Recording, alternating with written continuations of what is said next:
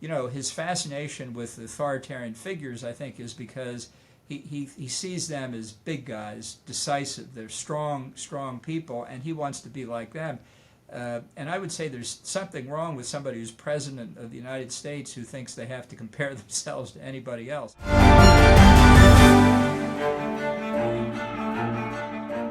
Hi, I'm Maddie, Hale, and welcome to the Trump Report. Today we've had a special guest on. We've had John Bolton, a former national security advisor to Donald Trump.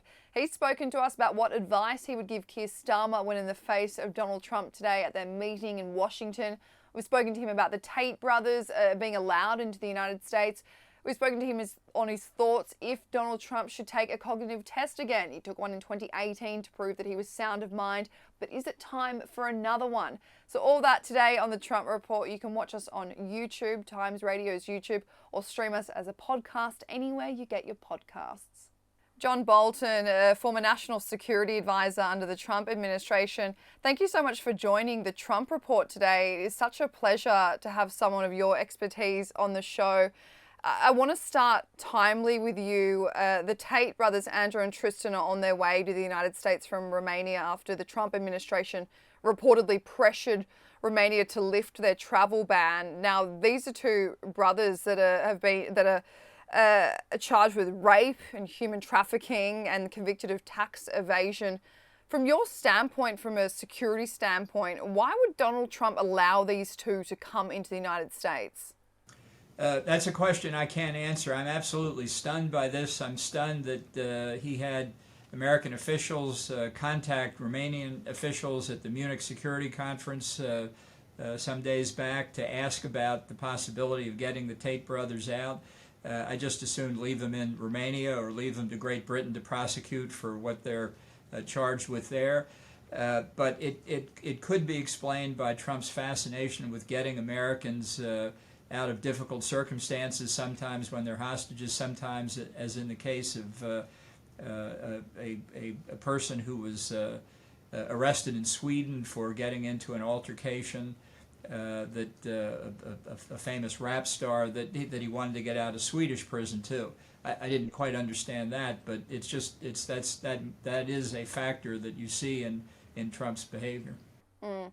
Moving on to a different subject, John, this week we had French President Emmanuel Macron meet with Trump, where Donald Trump refused to say whether he thought Vladimir Putin was a dictator. And then in his first cabinet meeting yesterday, he said that Putin was smart and cunning, and continued to say that the war wouldn't have happened if he was president at the time.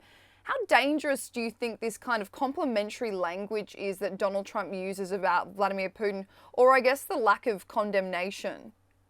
Well, I think it's very, very serious, and it's a huge mistake for the United States and for the West as a whole. And you can see by the comments that he's made, by the actions the United States has taken, voting in the United Nations against a resolution condemning Russian aggression, U.S. voting alongside Russia, North Korea, Belarus.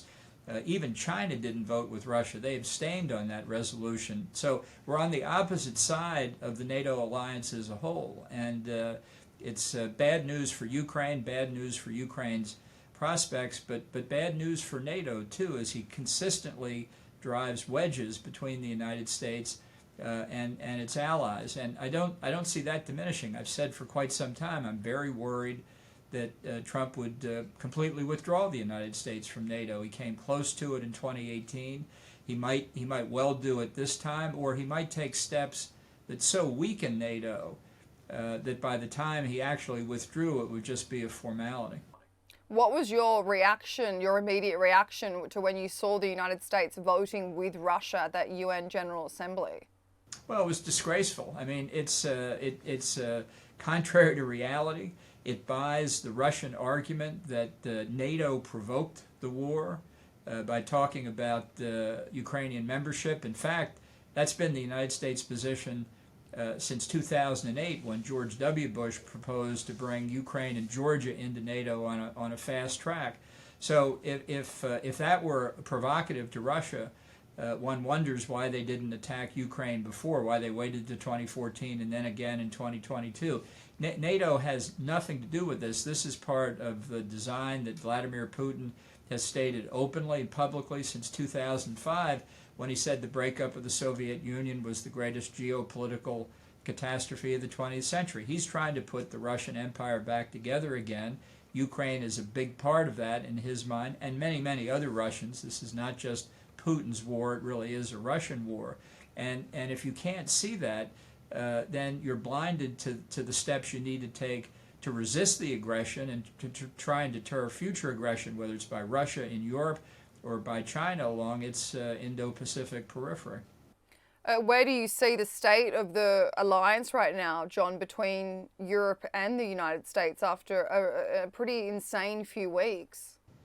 Well, I think it's in trouble, and I think it's important for, particularly for NATO members who are also in the European Union, not reflexively to say, well, we can't count on the United States, we'll just have the European Union worry about defense.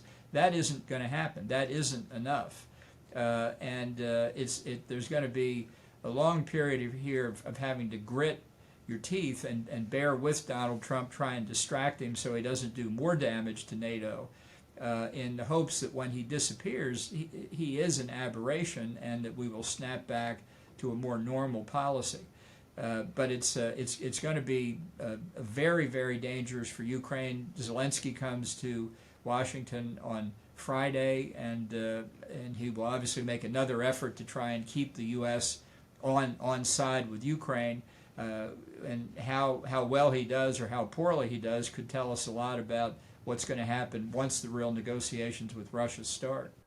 When you see Donald Trump, the language that he uses when he's speaking about Vladimir Putin, kind of coupled with the fact that it's quite divisive right now between the US and its NATO members and Europe and everyone we thought were allies, basically, how do you think Xi Jinping and Kim Jong-un are looking on at the situation? Do you think they're looking at Donald Trump looking as if there's a weak spot now?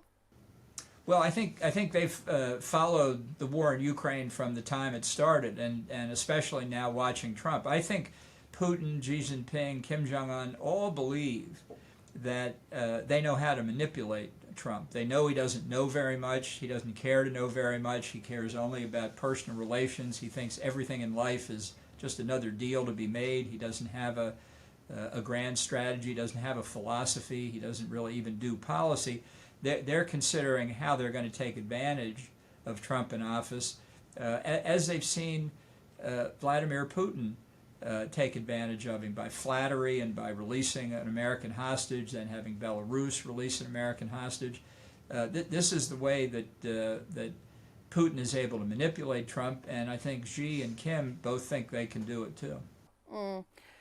This week, John, Trump unveiled a plan for selling a gold card visa, which would cost about $5 million and would essentially allow anyone wealthy to be able to purchase a permanent residency, which would in turn lead you on the path to citizenship in the United States. Now, a reporter asked Trump whether Russian oligarchs would be eligible to purchase a $5 billion gold visa, to which he kind of laughed and said, well, I don't know, possibly I know some pretty nice oligarchs. What was your reaction to this? It is such a bizarre backflip. Right. Well, there are oligarchs, many of whose assets in Russia have been seized, who are not pro-Putin, but there are also a lot of them that still are pro-Putin. I'd like to know the ones he knows and why he thinks they're such good folks. And it will undoubtedly feed speculation about what exactly it is the oligarchs have on him. You know, many countries have programs that provide for visas and resident status for people who invest in the country. The U.S., that's the current program the U.S. has. It has many difficulties with it, but many European countries have it. Canada has a similar program. It takes a Donald Trump, though, basically to say, let's do it for $5 million and see who signs up. The one thing I can say is that every applicant for a U.S. visa gets a background check, fingerprints taken. You know, hopefully we will do the same for the people ponying up $5 million. Because if I were a terrorist group and I wanted to get people into the United States, or if I were an adversary of the United States that wanted more people with permanent resident status, I'd find a lot of $5 million checks to get those people in. So it may be a development that will help bring more investment into the United States. That's really what we should be looking for. But there's a danger there too. There's no doubt about it. Absolutely. John, tomorrow, as you mentioned, President Zelensky will be visiting the White House, where he said that he's set to sign this $500 billion minerals contract with Donald Trump. The problem being is that there is concern the contract doesn't include enough security for Ukraine from the United States. What kind of protection should Zelensky be asking for tomorrow when he meets with Donald Trump? Well, I think this particular agreement, we don't know the details. I mean, there have been leaks of pieces of it. I must say, it sounds to me more like it's an agreement to agree. That is to say, there's not much in it. And it saves face for both Trump and Zelensky. The $500 billion figure, for example, is apparently not in the deal, which is what Trump was saying. So substantively, I'm not sure what this piece of paper they're going to sign will do. I think it's cosmetic and political for both of them. But if Zelensky, based on what happened with Macron and Starmer, is still of a view that he doesn't have a prospect of adequate security guarantees, particularly from the United States, that's going to be his central pitch to Trump. And I'm worried that he's going to fail, as I think Macron failed and Starmer may fail. As Trump said in his cabinet meeting yesterday, he thinks it's mostly for Europeans to make the security guarantees, which is evidence of a mindset that thinks that Europe's a long way away from the United States, and what happens in Europe, it's like Neville Chamberlain talking about Czechoslovakia as a faraway country, which obviously it wasn't. Zelensky needs to find a way to appeal to Trump's ego. Because that's always what's uppermost on Trump's mind. Don't talk about Ukraine security. Talk about what will benefit Donald Trump, what will enhance his reputation, and why selling out to Russia will harm his reputation, which it will in history, even though I'm quite sure at this moment Trump doesn't see that. When it came to the 2024 presidential election, John, it was a hotly contested subject about how much aid the United States was sending, how much protection they were giving to Ukraine. Do you think that Donald Trump is basically keeping that in mind, that perhaps America does feel like this is Europe's problem, it's Europe's doorstep that Ukraine is on? So why would America have to always come to save other countries in strife? Yeah. Well, there's no doubt Europe should be doing more. Britain has really been in the lead within Europe. Germany and others in what Donald Rumsfeld called Old Europe really have not. Poland, the Baltic republics have been very forthcoming in helping Ukraine.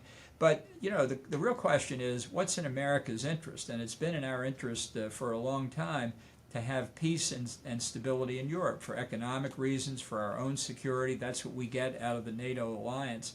And it's not something you can say, well, we'll let the Europeans do it, and if they fail or if Ukraine fails, we don't care. We do care. If Russia comes to dominate Ukraine, it poses a bigger threat elsewhere in Europe to countries that are NATO members, to our economic interests, to a whole range of political and military interests. World's a complicated place. Donald Trump doesn't get the complications. Europe's right there with Ukraine, so it's Europe's problem. Sounds easy and straightforward. It's just completely wrong.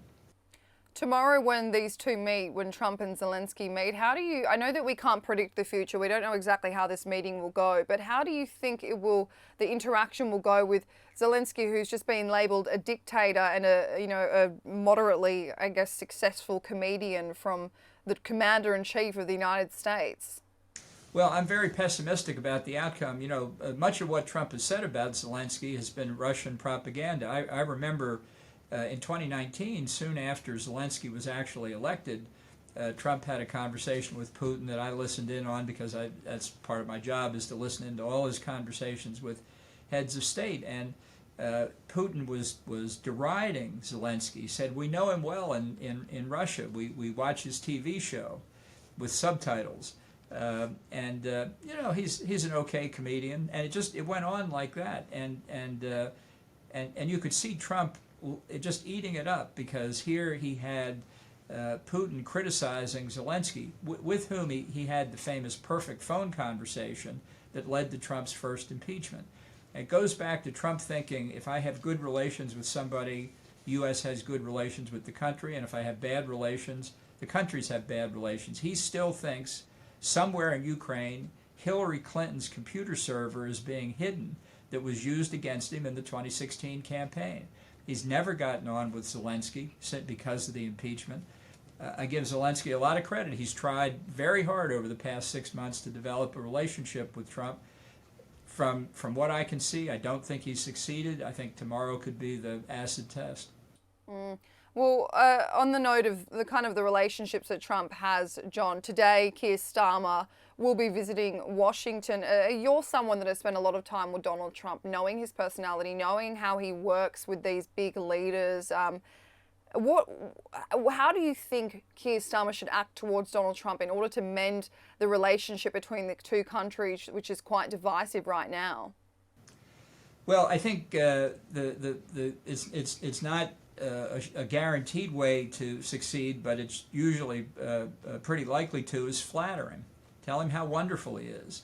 Appeal to his ego, which is enormous. And again, as with Zelensky, explain why what you want, whatever Keir Starmer wants, Trump can be made to understand it will make him look good. Doesn't care about enhancing British security, doesn't really care about enhancing American security, cares about enhancing Donald Trump. This is hard for people to understand. It was hard for me to understand that he didn't think in policy terms, that he didn't have any kind of overarching concept what he thinks America's place in the world is. It's about Donald Trump's place in the world, and people should approach it that way. If the objective is to get to the right result, then just think up an argument that you wouldn't make with any other leader in the world, but you could make with Donald Trump because you would be playing to his ego. Well, in that sense, John, is it fine to say that the peace deal between Russia and Ukraine will only be brokered because Donald Trump wants to get this done for his legacy, to say that he did this, whatever the outcome is? Sure, he wants the Nobel Peace Prize. He has been upset ever since 2009 when Barack Obama got the Nobel Peace Prize, and to an extent with good reason. Barack Obama didn't deserve the Nobel Peace Prize in 2009. He had only been in office for a few months when the Nobel Committee made the decision. It was ridiculous. It was a joke for the Nobel Peace Prize itself. But in Trump's mind, he should have it. If Barack Obama got it, why shouldn't Trump have it? And he convinced Shinzo Abe, the Prime Minister of Japan, to nominate him for the Nobel Peace Prize. I'm sure Abe laughed as he signed the nomination because he knew it wasn't going to happen. But maybe Starmer should say, I will nominate you when I get back to London for the Nobel Peace Prize. In fact, now that I think about it, that may do the trick.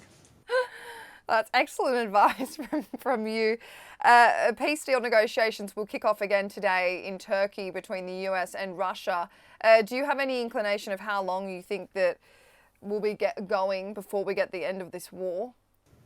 Well, I don't think there's any sign from Zelensky that he's about to make concessions. I think much of what's happened in the past couple of weeks since Trump's inauguration has actually strengthened Zelensky's position in Ukraine. I think the people are more determined to resist.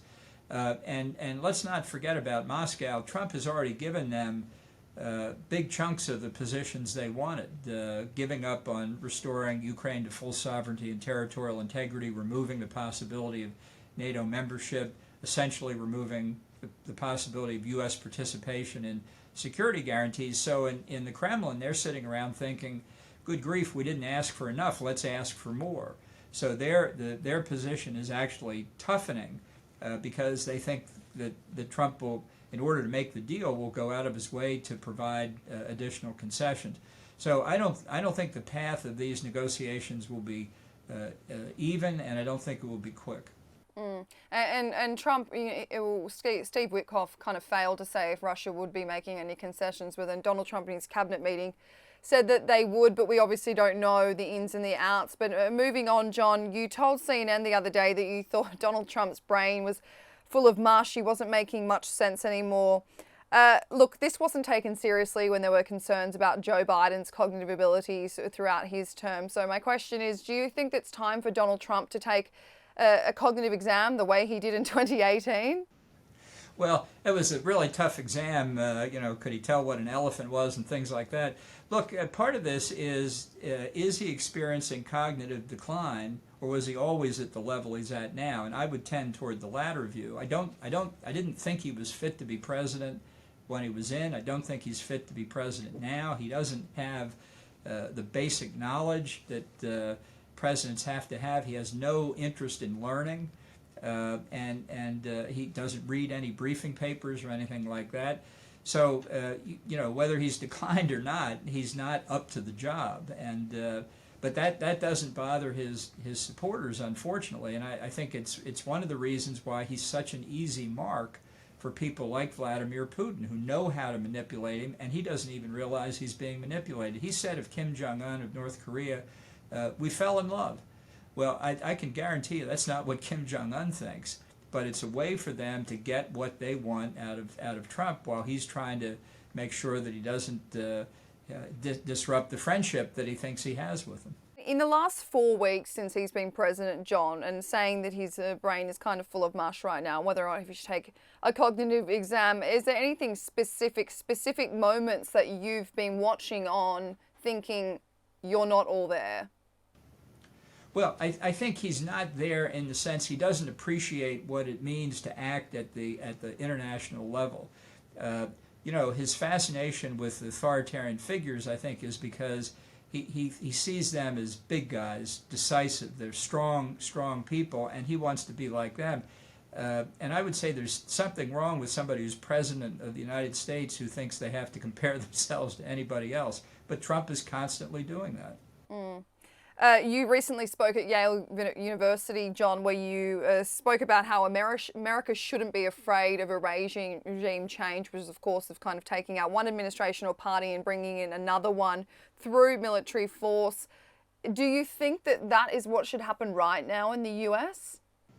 No. What I was talking about American foreign policy, looking at the controversy we've seen over the past 20 years about regime change, the overthrow of Saddam Hussein in Iraq and the like, and it was a debate at the Yale Political Union, like the Oxford and Cambridge unions, and I was trying to explain, however controversial it's been, it's nothing new in human history. It's a tool in our national security toolbox, just like it is for everybody else, and it's the opposite side of the coin of regime preservation when you try and keep your friends secure. Just finally, one more question for you, John. Looking at the situation in the United States right now, if you had to nail down one thing, what do you think is the biggest national security threat facing the United States today? Well, I think right now it's China and what they're up to, whether they will make a play at Taiwan, whether they'll do something else in the South China Sea, something along their land borders with Vietnam or India. I think it's a country that has hegemonic aspirations in its region in the near term, and you can see that by its more aggressive behavior toward Japan, South Korea, Taiwan, and others. I don't think we're thinking enough about it. I think we need to do a lot more to be prepared, and I think Europe needs to do a lot more about it, because as this China-Russia axis comes together, you're going to find that what happens in Asia doesn't stay in Asia, and what happens in Europe doesn't stay in Europe. John Bolton, thank you so much for joining the Trump Report today. Glad to be with you.